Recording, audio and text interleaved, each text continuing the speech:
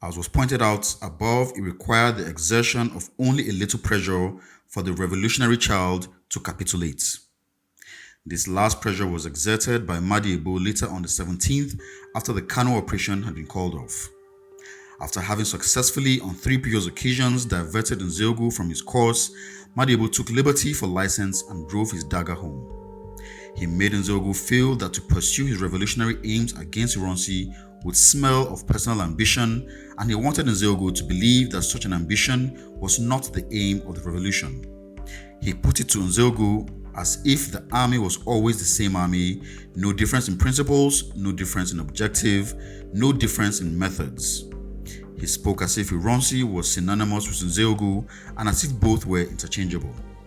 He completely ignored the truth that revolution was totally different from reaction and that Nzeogwu was totally different from Ironsi. He ignored the truth that he himself was acting on instructions that were destructive to the person, principle, and the forces that Nzeogwu stood for. He pretended as if he was acting on his own initiative, as if he was acting on the principle of sincerity, and as if he meant well for Nzeogwu and his revolutionary forces.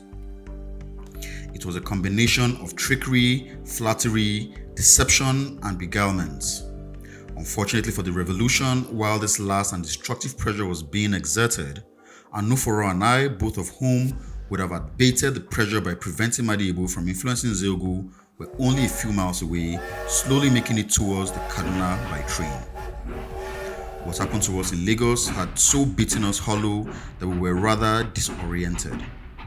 By the time that we got to Enugu early on the 16th and heard that Nzeogwu had succeeded in Kaduna, it did not dawn on us that he might need our help and support very badly.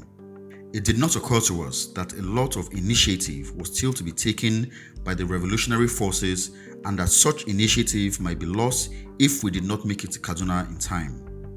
Ironsi had already taken control of Enugu and posted Lieutenant Colonel Ejo there on the 15th.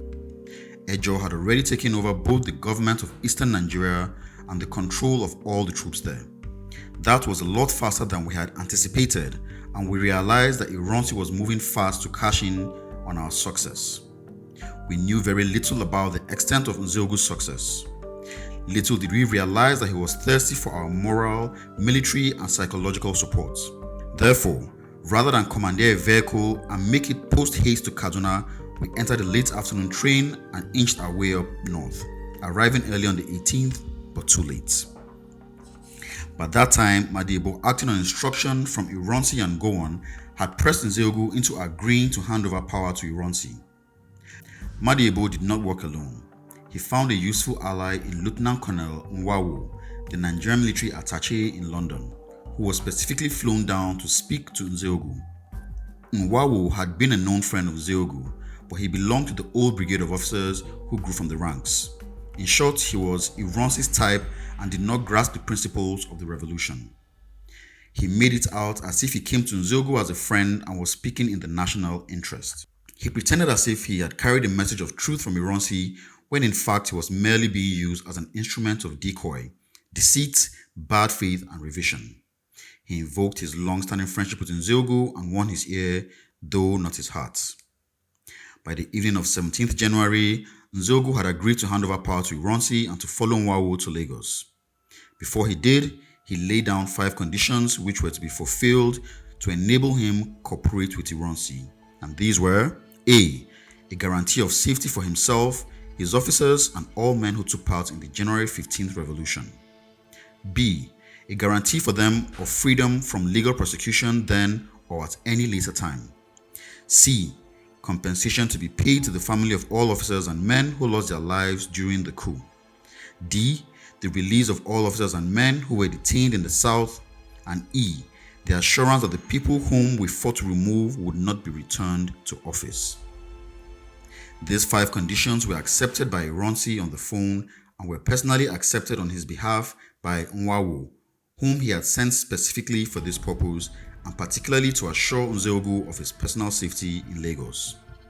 Nzeogwu had made up his mind to leave for Lagos before Anuforo and I surfaced at the Kaduna Officers' Mess early on the 18th. Nzeogwu was shocked to see us because rumor had it that we had all been killed in Lagos. He briefed us on past events by saying, We had a plan to attack the south to destroy the forces of reaction. I jumped for joy and interjected, "Thank heavens, let's go." But we had stepped down, he retorted, and another cold stream ran down my spine. It was the second since the 15th, and my rising hope was lost again. Then Nzeogwu went through the events as they happened. He highlighted his moment of triumph as he overcame the maneuvers of the Sardauna. He stressed the depth of his anguish when he heard that we were all killed down south. He expressed his reluctance to negotiate with a man like Ironsi. Then he emphasized his loneliness when he heard no more revolutionary voices around him, but voices of reaction and revisionism. To sum it all up, he had been through the height of happiness and the depth of despair in the last 4 days, and the result was that he was now ready to hand over the reign of the government of the North to the newly appointed military governor, Major, now promoted Lieutenant Colonel Hassan Katsina. I had had enough shocks in the previous 4 days, so I simply laughed. The first person to reap the benefits of the palace coup was Major Hassan.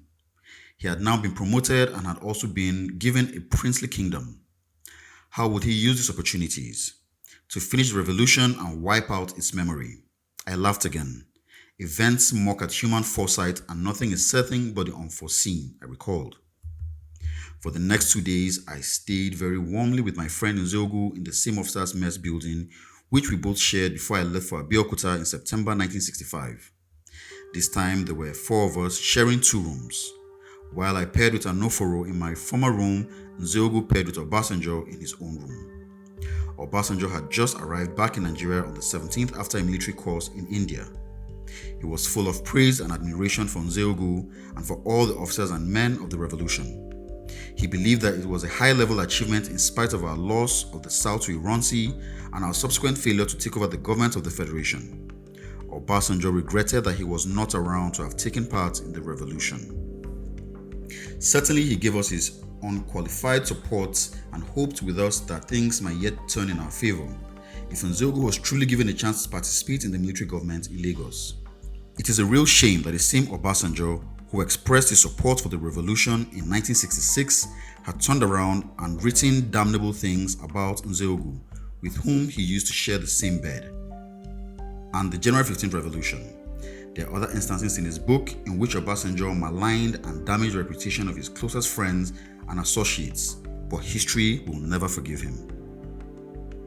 What Ironsi promised Nzeogwu was that the latter would be co-opted into the military government in Lagos so that he would have a hand in the reshaping of the destiny of Nigeria. If this promise had been kept, Nzeogwu would have seen to it that all of us regained our position in the army and that we also took part in bringing revolutionary ideas to the government.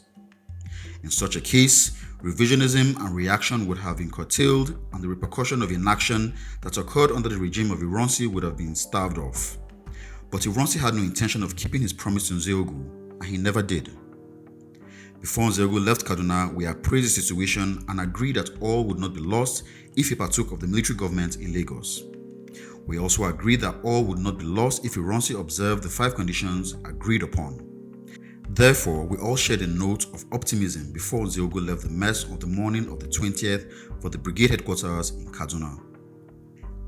At the brigade headquarters, a short ceremony was staged. There was a parade. Nzeogwu took the salute and formally handed over the reins of the government of northern Nigeria to Lieutenant Colonel Hassan Katsina. It was a public ceremony. The press, the radio, and the television were present, together with the world press. Hassan made a brief speech in praise of Nzeogwu. He lauded the selflessness of his fight and principles. He also promised to stand by those principles and purpose for which Nzeogwu fought. After that, he embraced Nzeogwu and both of them parted as comrades in arms.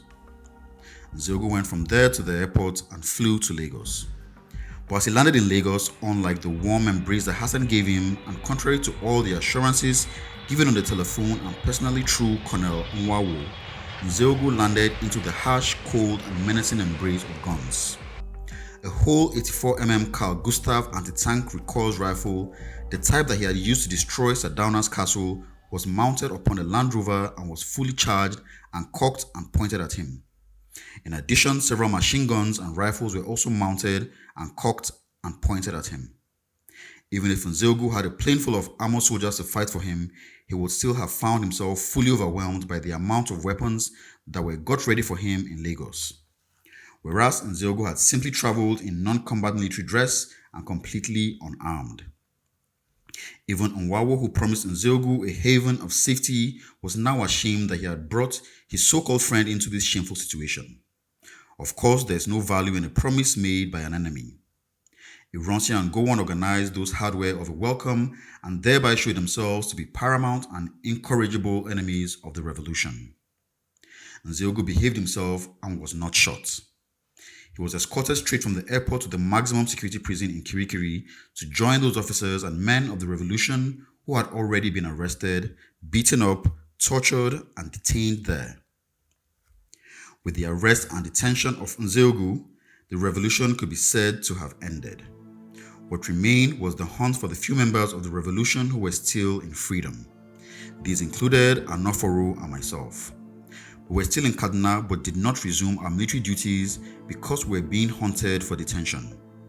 Also hunted were Onwategu and Ude, both of whom had resumed their normal duties at the NMTC Kaduna. Ifejuna was also at large. Unknown to us at the time, he had driven straight from the Federal Guards officers' mess towards Abeokuta without waiting for our rendezvous. Having passed Ota, he stopped somewhere along the road, took the arrested Prime Minister into the bush and had him shot. After that, he drove straight to Enugu where he parked his Mercedes-Benz car and bade farewell to Don Okafo. Then, a personal friend of his and poet, Chris Okigbu, was said to have driven him to the Nigeria-Dahomey border, which is close to Lagos, from where he journeyed to Ghana. In Ghana, he was received in audience by the Osagefo, Kwame Nkrumah, who was said to have been delighted that the feudalistic and retrogressive Balewa government of Nigeria had been overthrown. He therefore gave Ifejuna political asylum and lodged him with Sam G. Ikoku, who himself was a fugitive from the tyranny of the Balewa government. It was not until Nkrumah had been overthrown by the Afrifa coup of February 24, 1966, and a new military government which was friendly to the Ironsi government of Nigeria came to power that Ifejuna was forced out and returned to Nigeria. By then, all his revolutionary colleagues had been detained and Ifejuna was sent to join us in detention. It was Ifejuna's unilateral, personal, and short-sighted flight to Ghana that made the propagandists of Gowon's regime to spread the false notion that our coup was sponsored by Ghana. But nothing could be further from the truth. Much as many of us admire the militant anti-imperialism and pan-Africanism of Dr. Kwame Nkrumah, we certainly realize that he was a bourgeois revolutionary. He was by no means a soldier statesman, the type that Nasser was, who could inspire young military revolutionaries as we were. Nkrumah, to my mind, was not really a socialist. At best, he was a totalitarian welfarist. He did not mobilize or educate the masses of Ghana. If our own revolution had taken off, we really would have had very little in common with Nkrumah except the idea of Pan-Africanism, which was not peculiar to him and which he pursued in his own personal and self-aggrandizing manner. Ifejuna did not return to Nigeria until late March 1966, by which time the revolutionary child, which he helped to conceive and which he did so much to bring to life, had died. Anoforo left for Enugu to see his family. Over there, he met Major Chukwuka, who had not been allowed to return to his former duty in Lagos but was being hunted. Before long, both were invited to the army barracks where they were arrested and sent to Lagos for detention at Kirikiri. 2 weeks after the arrest of Nzeogu, Onwategu and I were invited to the police headquarters in Kaduna. Believing that I was extremely dangerous, the British police officer in charge summoned me to a special room. He then called a few policemen who were in mufti and winked to them. They suddenly surrounded me and dealt heavy blows on me. I did not struggle with them. They pushed me to the floor and pressed me down. I thought they would produce a knife and cut my throat, but they ransacked my pockets and pants and gleefully declared, "No weapons." After that, they chained my hands and took me to a waiting Land Rover, to which Onwategu was also brought, chained but not assaulted. We were driven to the airport from where we were flown to Lagos and detained inside the maximum security Kirikiri prison.